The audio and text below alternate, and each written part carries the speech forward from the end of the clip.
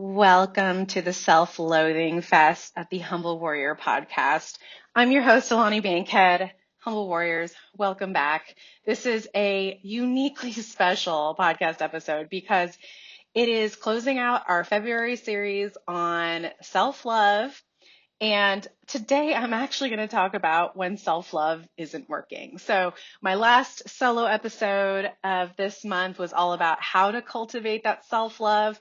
But what if you do all that work and it still doesn't end up working out? What if you go through your checklist from last episode on how to cultivate that self-care and build that network and tap into the spirituality, and you just wake up one day losing your damn mind? So guys, I'm in that season right now. So super apt timing. And I'm currently talking to you 2 days before this episode is supposed to be aired, which is highly unusual for me. But I am currently in a season where it doesn't matter what I'm doing. I am a hot mess express, day late and a dollar short. Just nothing that I touch seems to be working out. And so what do you do when you've done all the right things, but you're still really hating on yourself and you feel that inner critic really raging? What do you do when your best efforts still mean that you received those unkind words and took them to heart, right? Even though you know you shouldn't, even though you know other people shouldn't define your worth, right? We are all human beings, and these things are going to happen. The goal of this process is not to completely avoid these situations, because frankly, it's unavoidable. We are going to have terrible hours, days, months, whole seasons, years, even potentially. So first and foremost, guys, I'm sharing this with you. No recording, no nothing, because I'm currently not able to do all of that. I don't even have the Gucci kind of equipment that I normally have set up, and that's okay. I'm showing up for you guys and just walking the talk in terms of what I would do in these situations. So first of all, recognizing that you are a human being, not a robot. So showing yourself grace is always, always, always the first step that I recommend for you guys. And it's really easy to get super in your head and lean on the whole, but I did my to-do list. I tried to control the outcomes and it didn't work. And then your brain goes to a place where it starts thinking, well, maybe it's me. Maybe either, I'm broken or something like that. Going down that space can really do a lot of damage for you. And sometimes we do need to go there to kind of analyze a little bit to make sure that we're not missing any blind spots. But you humble warriors are very different from the average person, because you have done all the self-reflection. You have considered all kinds of angles. You are looking for a blind spot. You are getting those feedback items. So this is the part where I tell you that when you get to a certain point, you have to let it go and just show yourself grace.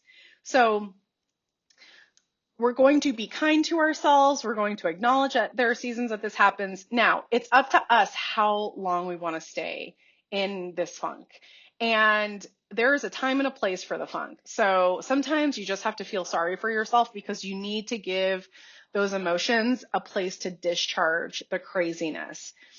Another thing too, this is a little bit of a silver lining, is recognize that if you're feeling really down, or you're judging yourself or allowing other people to judge you and internalizing that, recognize that it also points to a violation of your own personal values, right? So in my case, my inner imposter always told me that I didn't matter for a number of reasons. And so when I get in this space where I allow certain words or actions to get to me, and I go back into that old mental loop of I don't matter again, right? It does point me to the values that are most important to me, right? So you guys know that my mission is to rid the world of fear, because as soon as we can do that, people are empowered and confident to go forth and achieve their life purpose, which their community desperately needs. And so when the inner imposter pops up, we know that that means that we are exactly on track to do the right thing. It means that we are aligned with our values and our purpose. And so that's always comforting for me to know that oftentimes it's the thing that drives us the most bananas about the world that points us to our strength, right? And, sometimes our behaviors in these seasons is not the greatest. So I'm in a crazy season. Yesterday, I actually flew to the East Coast on a work trip. Super crazy. So I woke up at 2:30 in the morning to an email notification that my flight was delayed and we were off to the races. Like my entire beginning of my day was awful. I'm trying to get a hold of our 24/7 travel people to figure out a different way I could get in. Nobody was answering the phone. They were putting voicemails out there saying that they were closed, which is insane because it's the federal government. They should be open 24/7 kind of thing. And so this delayed flight resulted in me getting in like midnight. I was traveling over 20 hours and staying in the United States, and I was just really not happy. And it was wild seeing myself really spiral because I hadn't felt that way in a really, really long time. But at the same time, all these other things were coming up and happening in my head. So when it rains, it pours. All the craziness that's happening in the United States right now politically is just heartbreaking and infuriating to watch. And so I was allowing a lot of that stuff in, right? Like I'm sitting here, I'm back in should land. We all know, like, I'm a big fan of saying stop shoulding on yourself. Should is like the enemy of thriving and joy. And so I was mad at myself and mad at these travel people that I've never met, right? Because I'm like, where are you? You're not doing your jobs. Like, what if I didn't have to show up and do my job? Like, how would you feel if, your child was exploited and you brought them to me and I decided not to do anything because I didn't feel like it or I wasn't funded properly or whatever it might be? Like, that's just not acceptable. And so I ended up being super cranky and my husband, poor guy, I love you, babe, but my poor husband ended up he was going to travel out of the same airport, but going on a different work trip than I was. And we were supposed to carpool together, but needless to say, I was a total grumpy bones yesterday morning. So he went off on his own. I ended up taking a later flight and I just wasn't the best version of myself, right? So remember, cognitive theory says that thoughts lead to emotions, which lead to behaviors. And so I was already really irritated and I ended up kind of taking it out on him a little bit. So um, step two is, you're gonna engage in behaviors that maybe you're not the proudest of. And there's nothing wrong with going back and apologizing to your partner, but also apologizing to yourself for just being a human being. I know it can be really, really hard. And so here I am once again, sort of apologizing to myself for not being ahead of schedule with my podcast recordings like I normally am. And things have just been super insane lately. And that's just the season of life that I'm in right now. Business has been amazing. It's been very, very busy. I'm also on active duty, which is also amazing and insane. I had this delayed flight, right? And I also had a little bit of an existential crisis where my husband and I were dropping our pets off at the dog sitter the day prior to leaving. And on the way back, I was kind of dreading the trip, honestly, like not the actual work itself. I love the work that I'm doing, but I was dreading just being away from my family and being away from my home for some reason. And I was on edge all day Saturday. And so my husband and I in the car after dropping the dogs off, we're talking about this. And I'm like, man, I really don't want to go. We've already spent so much of our career apart because of deployments and all kinds of other crazy work trips and stuff. And we're both tired of it. And at one point, my husband asks me, well, you can retire whenever you want, is super true. Like I'm retirement eligible. I don't have to go on active duty anymore if I don't want to. And it reminded me of a conversation we'd had a while back about pain thresholds, right? So in the military, obviously, like your body kind of takes a beating from all the deployments and the physical requirements of the job. And there's kind of this running joke we've talked about in the past of, you go to the doctor and the doctor asks you like, well, how much pain are you in right now? And you kind of say, well, the normal amount of pain, which is normal for a military person or, maybe a first responder. But to the doctor, the right answer is I'm in zero pain, right? Like that's the normal amount of pain is zero pain. But you get so used to being in pain because of the requirements of the job, that becomes your new normal and you don't know anything different. And so I use that analogy to kind of describe how this conversation went with my husband about, why am I still sacrificing? So I was dreading leaving because it was a sacrifice that I was making to serve my country and leave my family again.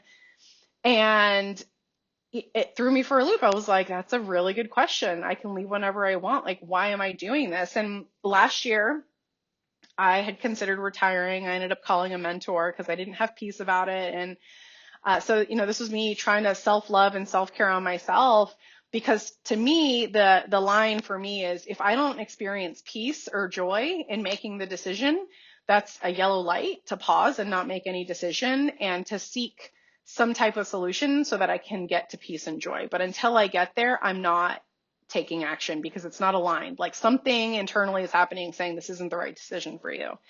So I reached out to a wise mentor who, this man could seriously sell ice to an Eskimo, but he gave me the whole, like, a few good man, I need you on that wall talk, right? Where he's like, man, we got some crazy stuff coming up. Like, we need you here. Absolutely. Like, your skill set is so necessary. And I got to peace. And so I was like, okay, I'll stay. But that was about a year ago, right? And so now we're in assessment mode to try to figure out, after this time, is it time to hit the button?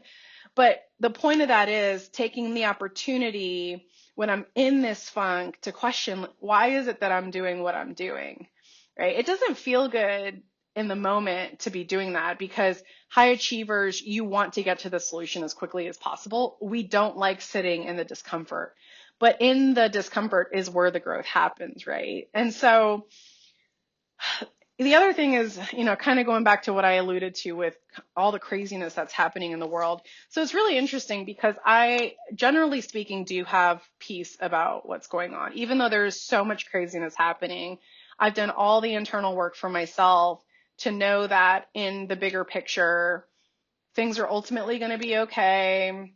And my job is to do the best I can with what I have and to create the biggest impact I possibly can with whatever's in my control. And I haven't been scared at all, but I have to say, yesterday with the whole airline kind of shakeup that happened in the morning, everything compounded, and I think all this emotion just really came out. And I was actually scared for a little bit yesterday. I was just like, what is happening to my beautiful country? And what is all this insanity? And it was very strange. It felt very strange for me to be in that space and experience that discomfort. And so one of the things I did was I reached out to my support network. And so shout out to my coach, Rachel Luna. I love her. She's so amazing.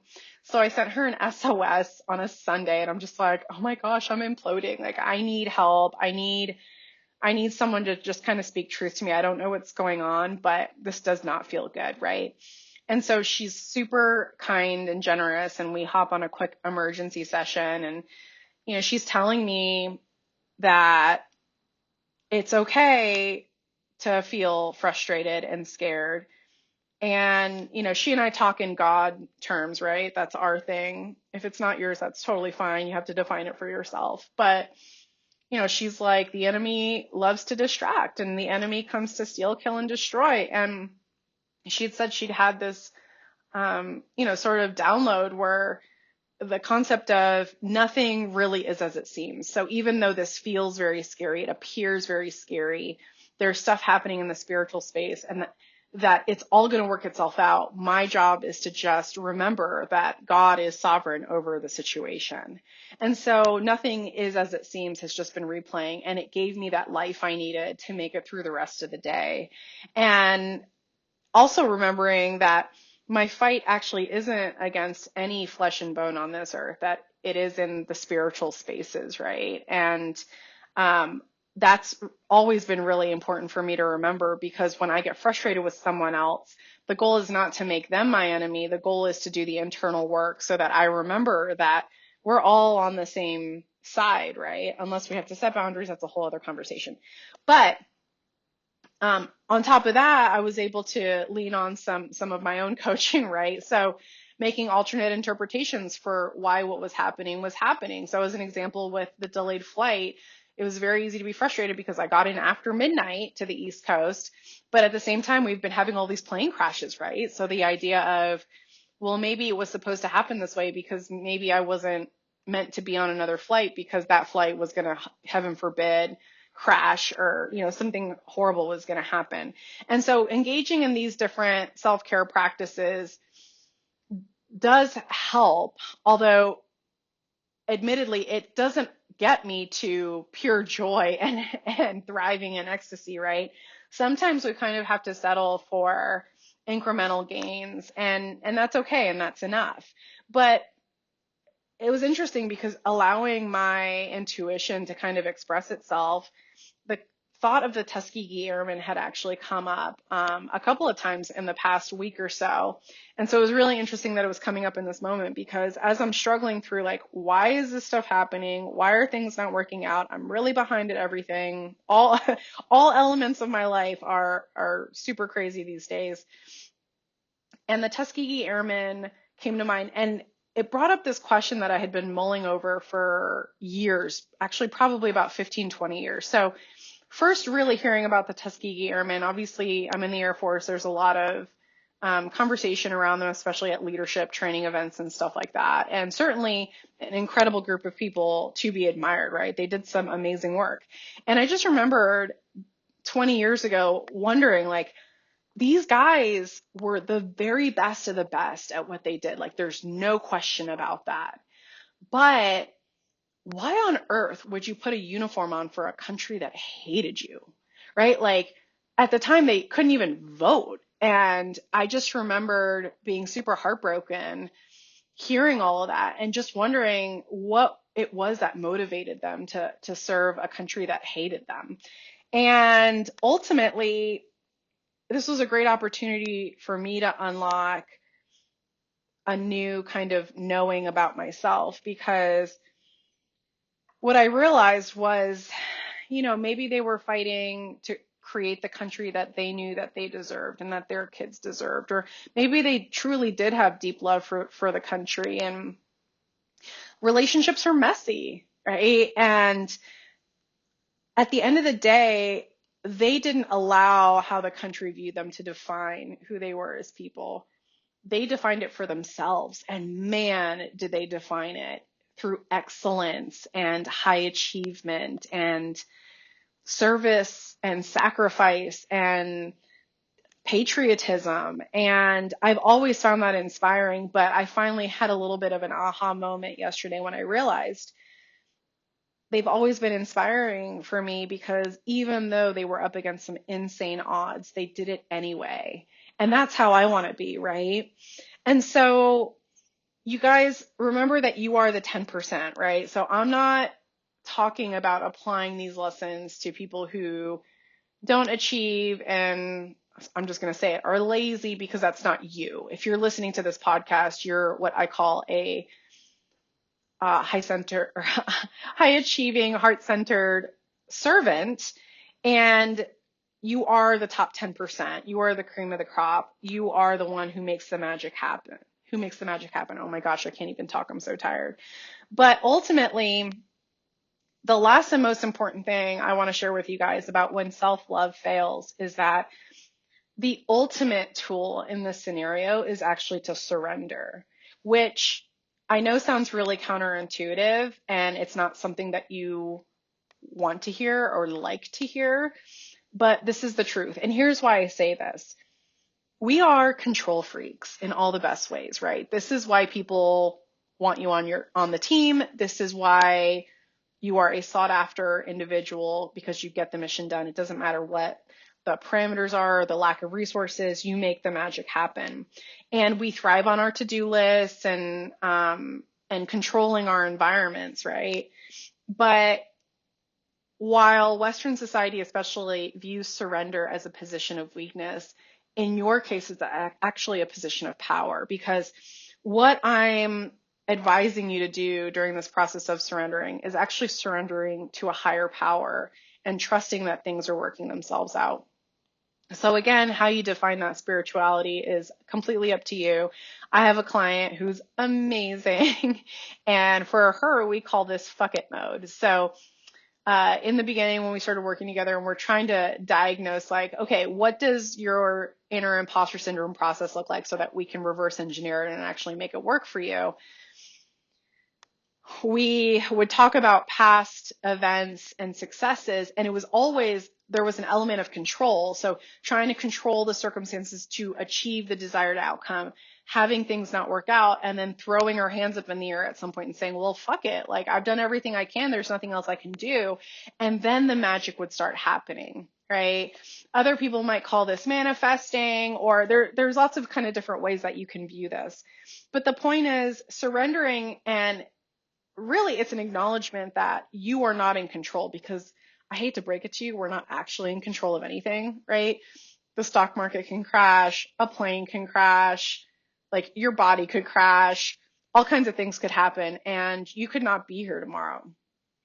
And so acknowledging that we aren't in control is the ultimate power move, because it gives you the opportunity to remember the truth and to rely on your training and trust that things are going to work themselves out. And if this is an uncomfortable concept for you, that's totally okay. Again, it's just like going to the gym. It's something that you are going to be practicing and you're going to get stronger and better at it. So I'm very comfortable in the discomfort of this process because I know that magic happens. It also allows me to take the weight off because I'm trusting that God is going to handle it for me, right? And God always does. I can't talk, I'm so tired. But God always does handle things for me, right? So that surrender element, you can also accompany it with gratitude for what is in your control, right? So as I was dealing through my struggle yesterday with the aircraft issues and all that stuff, sitting there and being thankful for, having the finances in the midst of fork in the road emails and stuff like that to say, we're going to be okay no matter what, because we did the work in the past, right? So we did use control elements to set up our finances so that we would be okay. And that led me to a place of peace. I did ask for help from outside sources that I trusted. It did require me to be vulnerable and admit that I was really struggling, but that brought me closer to peace. And so all of these tools are really, when in doubt, when you're struggling, when that self-love isn't working, it's all ultimately about just trusting that things are going to work themselves out and you doing the work to ensure that you're showing up as authentically as possible. And, it's funny how things work out, because I ended up getting to the East Coast after like 1 a.m. I had to go get the rental car. I was the last person at the rental car place before they closed. And of course I was tired. I was cranky. There was some army guy ahead of me that was kind of a jerk to the rental car guy. And I was trying to kind of smooth things over and get everybody to laugh. And when he went and got his rental car and I ended up coming up to the desk, the gentleman was like, well, it's your lucky day, good thing you let him go ahead of you, because I have no other cars but high-end luxury cars. So I ended up getting a BMW on the government rate, which, in and of itself is really not a big deal. I'm actually not even a car person, but it just kind of was this little wink from the universe saying like, you're good, you're doing okay, like you are loved, there are good things for you, right? And it's not about receiving things, but I had to surrender and really be open to like whatever it was that God had for me in that moment. And I just felt, seen through this interaction with this individual who saw my patience and saw that we were all tired and kind of cranky. And,